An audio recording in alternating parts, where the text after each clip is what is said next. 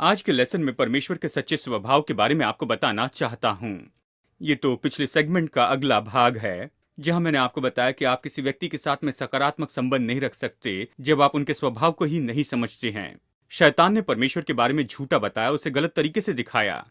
और ये कहना सच में दुख की बात है कि परमेश्वर के बारे में जो प्रतिमा जो गलत रीत से बताई गई है, ये तो वचन से ही ली गई है। चलिए जल्दी से मैं आपको ये बात बताऊं ताकि आप इसे देख सके कि मैं क्या कह रहा हूं। बाद में मैं इसे आपको समझाऊंगा। देखिए, पुराने नियम में उदाहरण के लिए परमेश्वर ने स्वर्गदूत को भेजा और मिस्र में जन्मे सभी पहलौठों को मार दिया।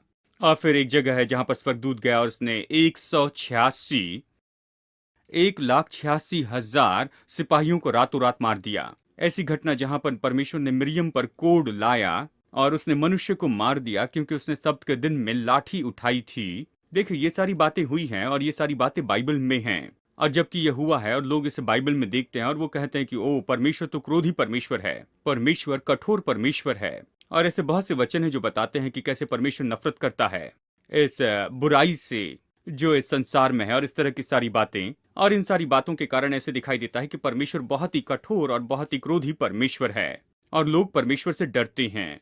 आज ऐसे बहुत से लोग हैं जो जानते हैं कि परमेश्वर का अस्तित्व है, लेकिन वो विश्वास करते हैं कि परमेश्वर इतना पवित्र है और वो अपवित्र हैं, और परमेश्वर इतना गंभीर है कि उसके पास आने के लिए प्रार्थना करनी पड़ती है। वो अलग दिशा में जाना चाहते हैं। ये कह रहे हैं कि परमेश्वर, मैं अपने मार्ग पे चले जाऊंगा तो अपने मार्ग पर रह, मैं कोई ठोकर नहीं पहुंचाऊंगा। इस क्रिया में देखिए, लोग तो ऐसे हैं जो परमेश्वर के करीब आने के लिए प्रार्थना करते हैं। ये तो परमेश्वर के सच्चे स्वभाव के बारे में पूरी तरह से गलत समझ है। और मैं आपको बहुत ही सरल बातें बताना चाहता हूँ और आशा करता हूँ कि ये तो निश्चय आपके दृष्टिकोण को बदल देगा कि सच में परमेश्वर कैसा है। रोमियो 5:13 में ये वचन कहता है, व्यवस्था के दिए जाने तक पाप जगत में तो था, परंतु जहां व्यवस्था नहीं वहां पाप गिना नहीं जाता। अब वचन के इस छोटे से भाग में बहुत सी जानकारी है। सामान्य रूप में ये कहता है कि व्यवस्था के आने तक, यानी लगभग आदम हवा के पाप के 2000 साल बाद में, उस समय तक जब मूसा आया और उसने 10 आज्ञाएं लाई, उस समय तक पाप तो जगत में था, लेकिन वो पाप उनके लिए गिना नहीं गया जब तक कि उन्हें व्यवस्था नहीं दी गई। ये जो शब्द है, ये तो सच में अकाउंटिंग का शब्द है। ये मानो लेखे में रखना है। जैसे कि आप किसी दुकान में जाते हैं, कहते हैं ठीक है, इसे आप मेरे लेखे में लिख देना। और फिर वो व्यक्ति इसे लिख लेता है कि आपने क्या लिया। फिर उसके बाद में एक निश्चित समय पर हर महीने या जब भी आप अपना अकाउंट क्लियर करते हैं, बिल चुकाते हैं। और ये इसी के बारे में कहता है, पाप गिना गया मतलब उसे लिखा गया आपके विरुद्ध में। इसे लिखा गया किताब में कि ये दिखाए कि ये चुकाना है। और ये कहता है कि उस समय तक जब तक की व्यवस्था दी गई, पाप जगत में था। मूसा के दिनों में भी देखिए लोगों ने पाप किया था, लेकिन मूसा के दिनों के पहले पाप उनके लिए गिना नहीं गया था। मतलब पाप उनके विरुद्ध में गिना नहीं गया था। ये एक बहुत ही अजीब सा वाक्य है। बहुत से लोग विश्वास करते हैं कि अदन की वाटिका में जब आदम हवा ने पाप किया और परमेश्वर नीचे आया और वो उनके ऊपर बहुत ही क्रोधित हुआ और उन्हें अदन की वाटिका से निकाल दिया पूरी तरह से अपने क्रोध में, और उनके साथ संगति नहीं कर सका क्योंकि परमेश्वर पवित्र था और मनुष्य अपवित्र हो गया। चलिए मैं इसे पढ़ता हूँ, उत्पत्ति अध्याय 3 से, और ये बात तो सच में हुई थी। वचन 22 कहता है, फिर यहोवा परमेश्वर ने कहा, मनुष्य भले और बुरे का ज्ञान पाकर हम में से एक के समान हो गया है, इसलिए अब ऐसा ना हो कि ये हाथ बढ़ाकर जीवन के वृक्ष का फल भी तोड़ के खा ले और सदा जीवित रहे। इसलिए यहोवा परमेश्वर ने उसको अदन की वाटिका में से निकाल दिया कि वो उस भूमि पर खेती करे जिसमें से वो बनाया गया था। वचन 23 में कहता है, इसलिए प्रभु परमेश्वर ने उसे निकाल दिया। जब आप बाइबल में देखते हैं इसलिए ये शब्द है, तो आपको जांचना है कि ये किस लिए है। और ये तो इसके पहले के वाक्य पर आधारित है। परमेश्वर ने आदम और हव्वा को अदन की वाटिका से इसलिए निकाला, ये इसलिए नहीं कि वो उन्हें और ज्यादा नहीं सह सका, वो उन्हें अपनी उपस्थिति से दूर करना चाहता था, लेकिन इसलिए कि वो उस जीवन के वृक्ष का फल न खाए और सदा के लिए जीवित रहे। अब इसके बारे में सोचिए। देखिए, बाइबल में ऐसे वचन है जहां पर यह कहता है कि यीशु वो परमेश्वर का मेमना है जो जगत की उत्पत्ति के पहले से वध किया गया, इसके पहले कि मनुष्य पाप करता। परमेश्वर ने पहले से इस पाप की क्षमता को देखा। उसके पास पहले से योजना थी कि कैसे मनुष्य को छुड़ाए और वापस लेकर आए, और वो नया जन्म पाएंगे और किसी दिन महिमामय शरीर पाएंगे जो कि यहाँ पर इस तरह के परीक्षा के अधीनता में नहीं है। वो बीमारी और रोगों के वश में नहीं होगा, थकान और ये सारी सीमाएं जो हमारे पास इस शारीरिक देह में होती है। परमेश्वर के पास उत्तम योजनाएं थी और जब उसने देखा आदम हवा ने पाप किया, वो नहीं चाहता था कि ये जीवन के पेड़ के फल को ले और उस फल को खाकर सदा के लिए जीवित रहे। क्या आप कल्पना कर सकते हैं कि सदा के लिए ऐसा जीना क्या होगा? पतन की दशा में हमेशा अपने शरीर में दर्द के साथ जीना, कमजोरी के साथ, या कहिए ऐसा व्यक्ति जो जन्म से अंधा है और उन्हें जीवन भर अंधा ही जीना पड़ता, क्योंकि ऐसी कोई चीज नहीं कि मृत्यु हो, उसके बाद में पुनरुत्थान हो और महिमामय देह हो। सोचिए, कोई व्यक्ति हमेशा के लिए जीता और बहरा हो या गूंगा हो या दिमागी रूप में कमजोर व्यक्ति जो कभी कुछ भी नहीं समझ पाता, कहिए किसी का हाथ या पैर चला गया और कभी इस योग्य नहीं है कि वो फिर से वापस नए हो जाएं।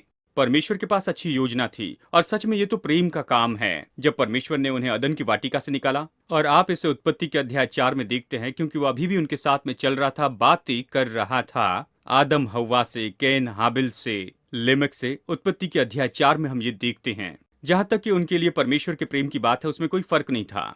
देखिए, बहुत से लोग सोचते हैं कि जिस समय आदम हव्वा ने पाप किया, परमेश्वर ने उन्हें दूर कर दिया, अपनी संगति से उन्हें अलग कर दिया और मनुष्य जाति अभी इसी दशा में है। परमेश्वर मानो वहां पर ऊपर बालकनी में ऊंचाई पर ज्योति में खड़ा है, लाठी लिए है। अगर आप लाइन से बाहर निकलते हैं तो बूम, सिर पे मारता, आपको कैंसर देगा, कार का एक्सीडेंट करवाएगा। अगर आप सही नहीं रहे तो परमेश्वर आपको बदला देगा। बिल्कुल नहीं। देखिए, व्यवस्था के पहले परमेश्वर लोगों पर दया कर रहा था। आप अब्राहम को देखिए, पुराने नियम में ऐसा व्यक्ति जो परमेश्वर ने सामर्थ्य रीति से उपयोग किया। और व्यवस्था अध्याय 18 के अनुसार अब्राहम ने अपने रिश्तेदार बहन से शादी की, उसके रिश्ते की बहन से। व्यवस्था 18 के अनुसार ये परमेश्वर के लिए घृणित काम है। अगर ऐसा करे तो उसे मार देना चाहिए। क्या लगता है परमेश्वर ने कब निर्णय लिया कि ये घृणित है? बाइबल कहती वो एक सा है, वो कभी नहीं बदलता, आजकल और युगानुयुग एक सा है। यह हमेशा परमेश्वर की दृष्टि में गलत था, लेकिन व्यवस्था देने तक वो मनुष्य के साथ में दया से काम कर रहा था। और इसलिए ये व्यक्ति अब्राहम, जो कि मारा जाना चाहिए था, अपने इस घृणित कामों के कारण परमेश्वर ने उसे आशीष दी, उसे अपना मित्र कहा, उस पर उसने आशीषें रखी और उससे हमें आज भी लाभ मिलता है। अब्राहम का पोता याकूब आता है और वो 2 स्त्रियों से शादी करता। ये दोनों बहनें थी, जबकि बड़ी बहन जिंदा थी, फिर भी उसने शादी की। ये तो लय व्यवस्था अध्याय 18 के विरुद्ध में है। उसे भी पत्थरवा करके मारना था, लेकिन उसे पत्थरवा करके मारने के बजाय वो परमेश्वर के स्वर्गदूत के साथ कुश्ती करता है, प्रबल होता है, प्रभु से आशीष देता है, उसका नाम याकूब से इसराइल में बदलता है और वो तो इसराइली लोगों का मुख्य पिता बन गया, प्रभु का सामर्थी जन।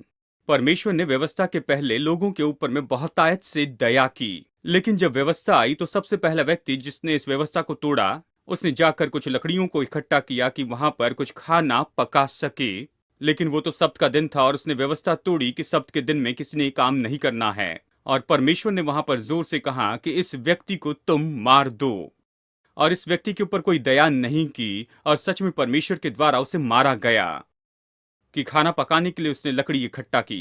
क्या आप इस फर्क को देख सकते हैं? पहला व्यक्ति जो आदम और हव्वा के पाप के बाद में वहां पर अपराध करता है, वो तो कैन था, जिसने अपने भाई की हत्या की। और परमेश्वर नीचे आया, उसने उसके पाप को सहमति नहीं दी, लेकिन कैन ने डर के मारे कहा, प्रभु, जो कोई भी इसके बारे में सुनेगा वो मुझे निश्चय मार देना चाहेगा। तो परमेश्वर ने इस पृथ्वी पर के पहले हत्यारे के साथ में क्या किया? उसने उसे सहमति नहीं दी, लेकिन उसने कैन के ऊपर एक चिन्ह लगाया, कहा, जो कोई भी इसे मारेगा मैं उससे 7 गुना 70 का बदला लूंगा। माफ कीजिए, 7 गुना बदला लूंगा कहा।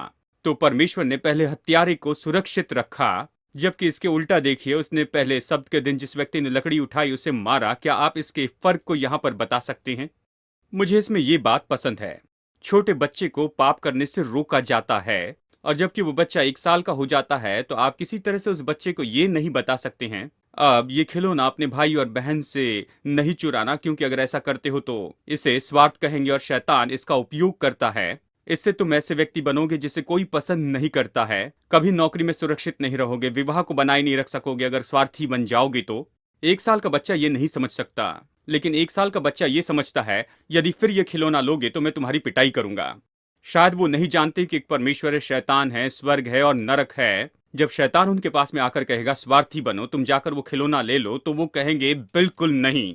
दंड का जो डर है वो तो लोगों की मदद करता है कि वो पाप से दूर रहे, और परमेश्वर ने ऐसे ही किया। मनुष्य तो पाप का दंड न मिलने के कारण इसे मानो परमेश्वर की सहमति माने, और देखिए इसके कारण ऐसा हुआ कि पाप इतनी रफ्तार से बढ़ता चला गया कि यदि परमेश्वर ने वहां पर पाप के लिए रुकावट नहीं डाली होती, कोई कुंवारी बाकी ही नहीं रहती कि उसके द्वारा मसीहा जन्म लेता। तो उसने व्यवस्था दी और डर के द्वारा, दंड के डर से उसने पाप को रोका। लेकिन इसके साथ ही और भी परेशानी आई, क्योंकि डर के साथ सताव होता है। एक और काम इसने किया, इसने केवल पाप को रोका ही नहीं, लेकिन उसने दिखाया कि सही स्तर क्या है। क्योंकि मनुष्य जो है काफी समय से पाप करते आ रहा था, वो तो आपस में ही अपनी तुलना करने लगे और वो सच्चे दृष्टिकोण को खो बैठे थे कि पाप क्या है। तो परमेश्वर ने इन दो कामों को पूरा करने के लिए यहाँ पर व्यवस्था दी। लेकिन परमेश्वर ने व्यवस्था इसलिए नहीं दी, ये दिखाने के लिए नहीं कि परमेश्वर के साथ में सही होने के लिए तुम्हें क्या करना होगा, लेकिन परमेश्वर ने व्यवस्था दी ये दिखाने के लिए कि तुम परमेश्वर से कितने दूर हो, कि निश्चय ही आप उसके पास में आ जाएंगे और उससे दया मांगेंगे। और इन बातों के बारे में समझ की कमी होने के कारण, इसके कारण लोग परमेश्वर को गलत समझे और उसके कामों को भी वो गलत समझे हैं। और अच्छी खबर तो ये है कि व्यवस्था और भविष्यवक्ता तो केवल यूहन्ना बपतिस्मादाता के समय तक रहे। यूहन्ना 1 में ये कहा है। और उसके बाद के समय में देखिए, यहाँ पर यीशु आया और उसने हम पर परमेश्वर प्रकट किया व्यवस्था के कामों से हटकर।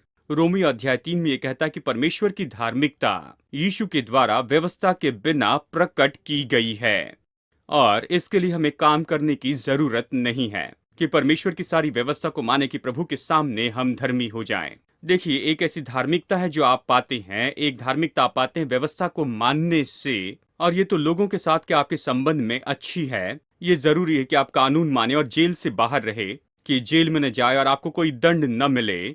लेकिन ये आपको परमेश्वर के साथ संबंध नहीं दे सकता है।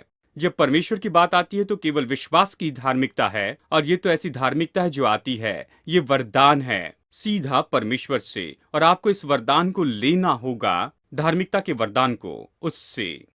आशा करता हूं इससे आप और थोड़ा समझ पाए हैं परमेश्वर के बारे में, और वो क्यों एक समय कठोर था। ये इसलिए नहीं कि यही उसका स्वभाव है, नहीं, लेकिन उसे हमें रोकना पड़ा जब तक कि उसका वंश न आ जाए, प्रभु यीशु मसीह न